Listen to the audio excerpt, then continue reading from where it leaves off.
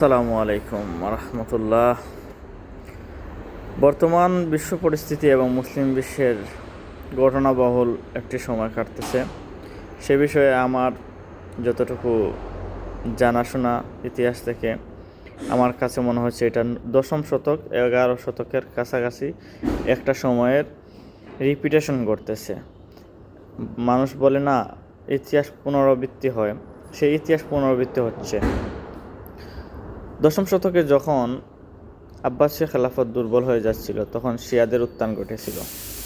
তারা মক্কাতে আক্রমণ করে 30,000 হাজিকে হত্যা করেছিল এবং জমজম কূপ ভরে দিয়েছিল তাদের লাশ দিয়ে, এবং নারীদের হেনস্থা করেছিল, ধরে নিয়ে গিয়েছিল। হাজারে আসওয়াদ তারা ভাঙচুর করেছিল, ভেঙে চুরি করে নিয়ে গিয়েছিল বাহরাইনে সেই শিয়ারা। তখন সুন্নিদের মধ্যে উত্থান ঘটেছিল সেলজুকদের। পরবর্তীতে সেলজুকের নিরাপত্তায় আব্বাসীয় খেলাফত চলেছিল। এটা বলা যায় এইরকম যে আব্বাসীয় খেলাফত সেলজুক সাম্রাজ্যের নিরাপত্তা গ্যারান্টিতে চলছিল, মানে সেলজুক সাম্রাজ্যের একটা করদ রাষ্ট্রের মতো হয়ে গিয়েছিল আব্বাসীয় খেলাফত। এই সময় কারামাতিয়ারা খুব উৎপাত করছিল, শিয়া কারামাতিয়া। তারা মক্কাতে আক্রমণ করে, মদিনাতে আক্রমণ করে, লুটমার করে, হাজার আসওয়াদ চুরি করে। সেলজুক সাম্রাজ্যের বড় বড় বা আব্বাসী খেলাফতে বড় বড় নেতা, যারা জ্ঞানী, যাদের প্রভাব আছে রাজনীতিতে জনগণের উপর, তাদেরকে হত্যা করা। হাসি শাইন তার গুপ্ত হত্যা চালাতো। এটা শিয়াদের উত্থানের সময় ছিল।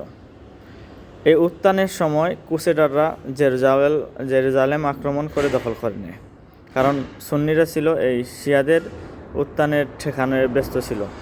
তখন ক্রুসেডাররা, খ্রিস্টানরা জেরুজালেম আক্রমণ করে দখল করে নিয়েছিল সেই সময়টা।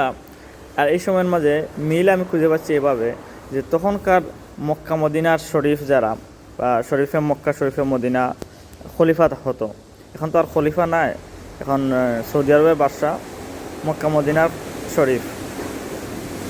তো সেই হিসাবে যখন আব্বাসীয় খেলাফত মক্কা মদিনার শরীফ তারা দুর্বল হয়েছিল, তখন আরেকটি মুসলিম রাষ্ট্র তাদের নিরাপত্তা গ্যারান্টি দিয়েছিল।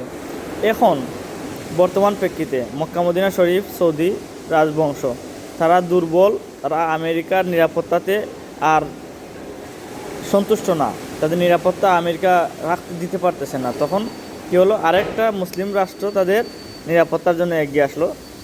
বর্তমানে পাকিস্তান তার সেনাবাহিনী, তার বিমান বাহিনী, তার এই আকাশ প্রতিরক্ষা ব্যবস্থা সৌদি আরবে মোতায়েন করেছে। এর মানে এই আব্বাসী খেলাফতের সময় যখন সেলজুকরা মোতায়েন করেছিল, এখন